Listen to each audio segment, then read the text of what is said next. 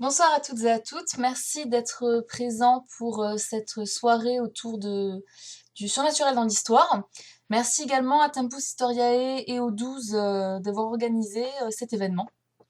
Nous allons donc parler à présent de cas choisis dans le nord-ouest de l'Europe au Moyen-Âge, quand la légende se mêle à l'histoire. Donc, religion et croyance ont toujours influencé la société, les rapports entre les individus. Les choix, les actions sont dictés par ce en quoi l'on croit, par nos convictions. Ceci est d'autant plus vrai au Moyen Âge en Occident, où nous nous situons ce soir, où la religion, c'est en fait une part intégrante de la société et du pouvoir. Ainsi, il devient difficile de démêler l'histoire avec un grand H de la légende, quand cette dernière prend souvent racine dans la première et quand elles sont mêlées dans les sources sans aucune distinction. Cette importance de croyance, et plus précisément de la religion, va ici nous servir à délimiter deux zones que l'on va étudier tour à tour en fonction de l'époque de leur christianisation. Christianisation, en effet, qui ne s'est pas faite de manière homogène dans le nord-ouest de l'Europe. Alors, comme vous pouvez le voir sur les images, la progression, donc en 390 après Jésus-Christ, le christianisme a atteint une bonne partie de l'Europe occidentale et par rapport aux îles britanniques, essentiellement ce qu'occupe actuellement l'Angleterre et le Pays de Galles. Ce n'est que vers 520 qu'une bonne partie de l'Écosse et de l'Irlande est aussi atteint par le christianisme. En 820, toutes les îles britanniques sont enfin chrétiennes. Et ce n'est qu'à partir de l'an 1000 que l'Islande devient chrétienne, ainsi qu'une partie de la Norvège, et toute la Scandinavie sera chrétienne dès 1200 après Jésus-Christ. Donc c'est vraiment étalé sur 800 ans. Euh, Pourtant, même si cela pourrait nous amener à penser que l'une des zones serait susceptible de ne comporter aucune mention surnaturelle par rapport à l'autre, ça n'est pas le cas, comme on va le voir, avec des possibles pistes pour expliquer cela. Petite précision avant de rentrer plus en détail dans le sujet, on va ici se concentrer sur des phénomènes surnaturels qui sont directement sortis de contextes réels.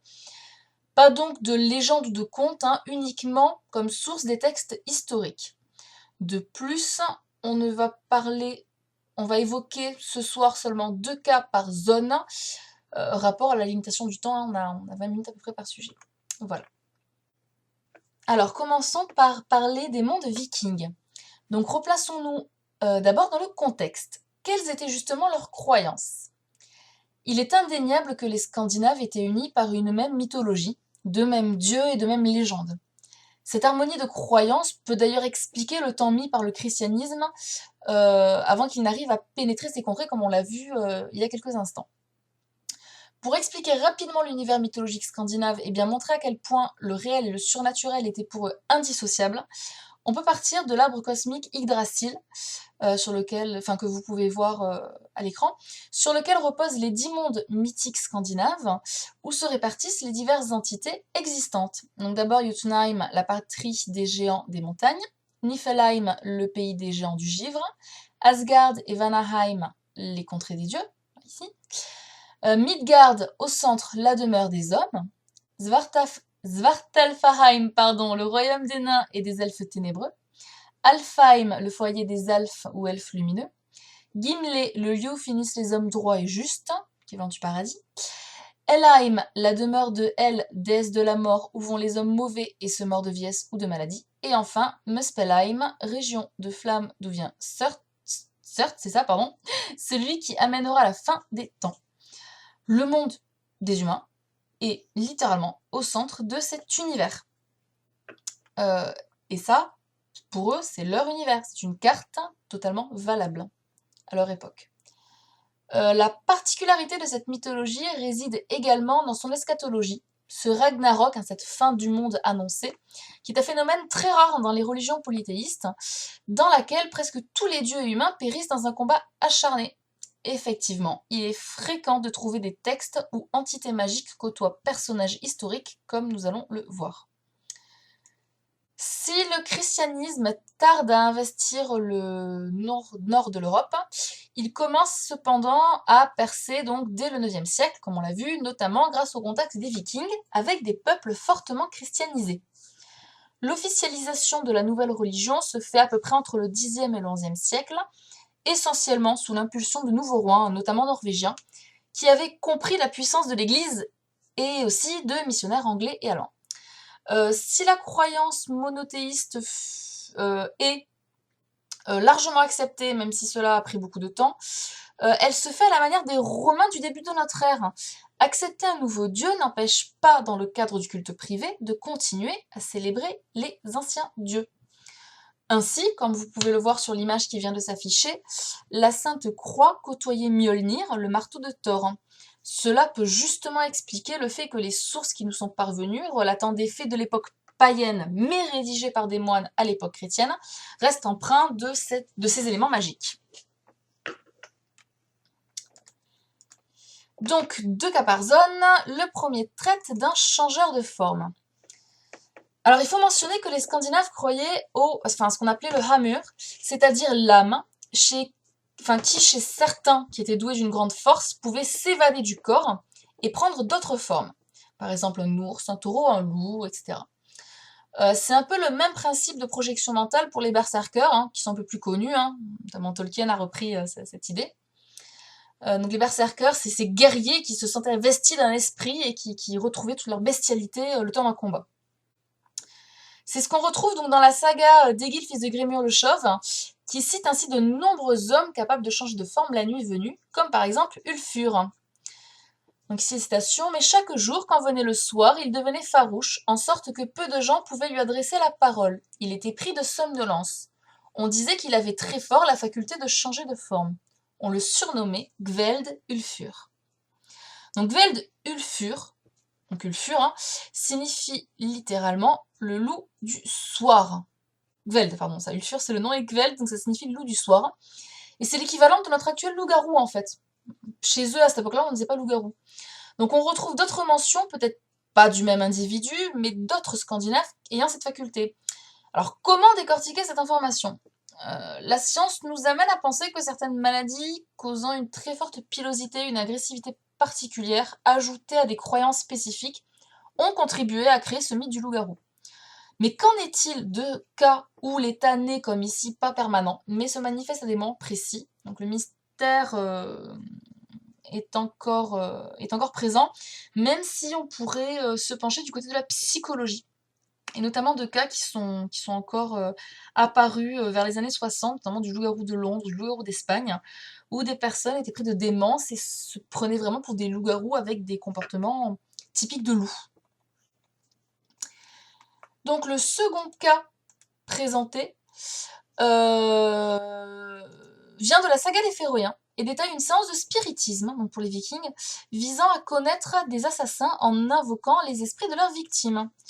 Encore une fois, monde réel et surnaturel ne font qu'un dans la société scandinave, jusque dans les institutions juridiques.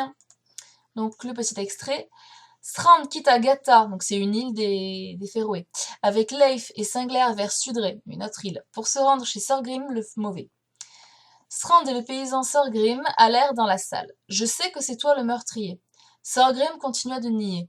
Strand appela alors Leif et Sigurd et leur demanda de mettre Sorgrim et ses fils au fer. Strand avait fait allumer un grand feu dans la pièce et il fit disposer 4 treillages de façon à former 4 angles. Puis il grava 9 carrés de chaque côté des treillages, à l'extérieur, et prit place sur une chaise entre le feu et les treillages.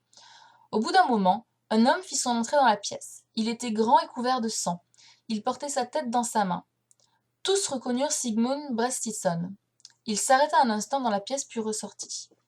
Donc là, c'est la première victime, et petit à petit, toutes les victimes vont se succéder de la même manière, vont désigner des objets, des personnes dans la pièce, donc sous forme de revenants.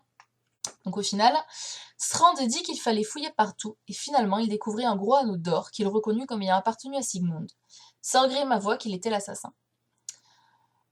Ici, clairement, nous avons des esprits qui reviennent pour indiquer des endroits où peuvent être cachés par exemple des objets leur appartenant et qui ont été volés par leur assassin. C'est considéré donc dans cet extrait comme une preuve qu'on ne peut pas remettre en cause.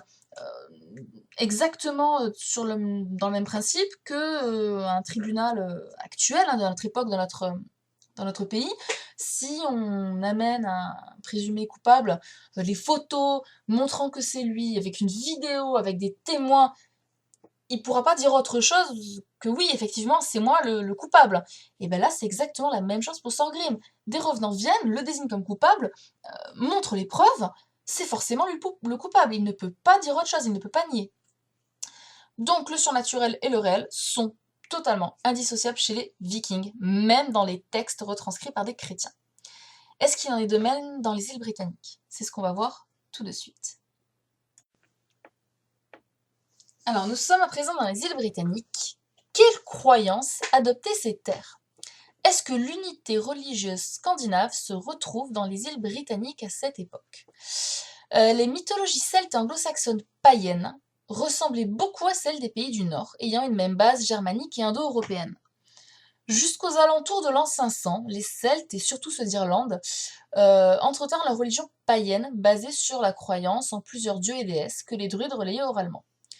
Donc moins bien connue quand même que sa voisine scandinave, elle comporte ainsi tout de même de franches similitudes. L'étude de la religion païenne anglo-saxonne est encore moins développée. En dehors d'une constante germanique fortement semblable aux Vikings, très peu de données sont relatées avant leur christianisation. Ainsi, dès le début du 5e siècle, soit 4 à 5 siècles avant la conversion des Vikings, la religion chrétienne avait atteint les côtes de l'Europe du Nord-Ouest. Cette christianisation très forte et rapide rencontre cependant une résistance du paganisme avec les invasions vikings du 9e siècle.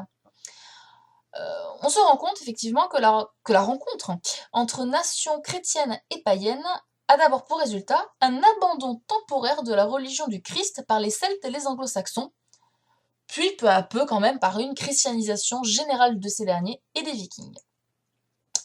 Ça, je ne demande pas de me croire sur parole, je vous ai fourni un extrait des Annales fragmentaires d'Irlande, daté de 852. En cette année de plus, beaucoup abandonnèrent leur baptême chrétien et rejoignirent les Norvégiens. Cette période coïncide avec des mentions de faits surnaturels plus importants, même si on en trouve aussi en période entre guillemets 100% chrétienne. Mais il faut quand même nuancer cette remarque. Chaque religion et croyance a techniquement son lot de surnaturel. On pourrait se demander en quoi est-ce qu'un loup-garou, des géants, des revenants seraient plus surnaturels que des saints accomplissant des miracles. Donc pour les îles britanniques, là aussi on va étudier 2 cas. Le premier traite d'une géante échouée. Donc, premier extrait qui date de 900, qui vient de la chronique des Scots. Une grande femme a été rejetée à la mer à Alba. Elle mesure 9 scores et 12 pieds de long. Alors 9 scores, je n'ai pas trouvé ce que ça voulait dire au niveau de la mesure en langage actuel. 12 pieds de long. L'écart entre ces deux seins est de 12 pieds, soit environ 3,5 mètres. Ses cheveux font 15 pieds de long, environ 4,5 mètres, 6 pieds pour la longueur d'un doigt, 1,8 mètres, et un nez de 7 pieds de long, 2 mètres. Elle est blanche comme un cygne, comme l'écume des vagues. Donc c'est une sacrée géante, comme vous pouvez vous en rendre compte, vous pouvez vous en douter. Une géante d'ailleurs assez disproportionnée quand on y pense, parce qu'on se rend compte que la longueur d'un de ses doigts, elle est moins grande que la longueur de son nez. 1,8 mètre contre 2 mètres. Alors je sais pas vous, essayez, mais moi personnellement, mon doigt est beaucoup plus long que mon nez. Bon, petit fait amusant. Autre mention, en 906, dans les Annales d'Innisfallen, une femme a été rejetée sur la rive à Alba. Sa longueur est de 192 pieds. Donc là, on a la précision en pieds, soit environ 58,5 mètres. Ses tresses mesurent 16 pieds, environ 4,8 mètres. Ses doigts 6 pieds, 1,8 mètres, tout comme son nez. Là, ils sont pareils. Son corps est blanc comme un cygne ou comme l'écume de la mer. Encore une autre mention, 891, les Annales d'Ulster. On retrouve une femme rejetée par la mer en Écosse, mesurant 195 pieds de long, 59,5 mètres. On remarque à chaque fois, elle grandit de plus en plus. Avec des cheveux de 17 pieds, 5 mètres. Des doigts et un nez de 7 pieds, 2 mètres. Et blanche comme un cygne. Donc on note, vous avez remarqué, une certaine régularité et des termes similaires, sans pour autant que ça soit du copier-coller. Quelle interprétation ? Je vous avoue que la première essalidée valable qui me vient à l'esprit, c'est une baleine. Après, hein, on verra lors du débat pour vos possibles idées. Et après les recherches, il y a effectivement des baleines au large de l'Écosse, même à cette époque-là. Donc l'Écosse, hein, voilà, riche en poissons et en baleines. Mais les plus grandes baleines qui existent font 30 mètres maximum. Voilà, la plus grande, je crois que c'était 32 et quelques. Au cas où j'ai décidé de pousser les recherches un peu plus loin, les plus grands animaux, depuis même l'époque des dinosaures, ne dépassent vraiment pas de beaucoup les 30 mètres. Donc on est loin des presque 60 mètres. Et même chose dans l'hypothèse, dans l'idée que c'est pu être un navire. Donc voilà, ça reste pour le moment inexplicable, le cas de cette géante. Deuxième cas pour les îles britanniques, celui d'un lac ensanglanté. Donc 866, les annales d'Ulster mentionnent le lac Leibin se changea en sang, ce qui provoqua la montée de caillots de sang comme des petits poumons autour de son bord. Pétissant. Et la même année, donc 866 aussi, très précis, la chronique des Scots mentionne que le loch Leibin a été changé en sang, ce qui a donné lieu à la formation de caillots de sang comme les poumons autour de son bord. On trouve seulement 2 mentions de ce phénomène. Cependant, il faut préciser qu'il y a un trou dans les autres annales vers cette période, comme par exemple dans les annales de Tigernach. Il y a un trou, donc peut-être qu'il aurait pu y avoir d'autres mentions de ce phénomène. Quelle interprétation? Alors là, on a eu de la chance, c'est un phénomène qui s'est répété de nos jours et même tout récemment. Et on a donc enfin une explication scientifique à apporter.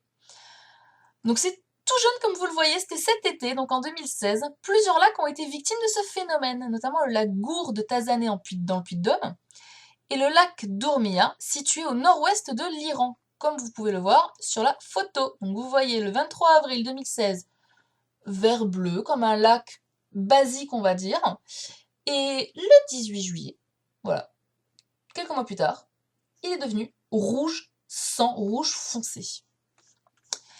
Les causes qui ont été comprises, donc les causes, c'est de très forte chaleur, une sécheresse intense et une utilisation massive des eaux qui a favorisé le développement de bactéries qui s'appellent les Allobacteriaceae et d'algues qui s'appellent les Dunaliella, qui sont productrices de caroténoïdes, qui est un pigment orange et rouge. Donc c'est pour ça, voilà, que cette couleur a dominé tout le lac. Et les petits poumons, bien sûr, c'est les algues. Mais cela nous mène finalement à une autre question. Est-ce qu'il y a eu une sécheresse en Écosse en 866 ? Donc, on sait, hein, avec le fameux optimum médiéval, que le Moyen-Âge est une grande période de chaleur, voilà, autour de l'an 1000. Concernant 866, il n'y a aucune précision. Même si on regarde sur les graphiques faits par les spécialistes, on se rend compte que ça commence, justement, la chaleur à monter à cette période. Donc, ce serait intéressant de mener plus de recherches pour savoir exactement où en était la température à cette époque-là en Écosse.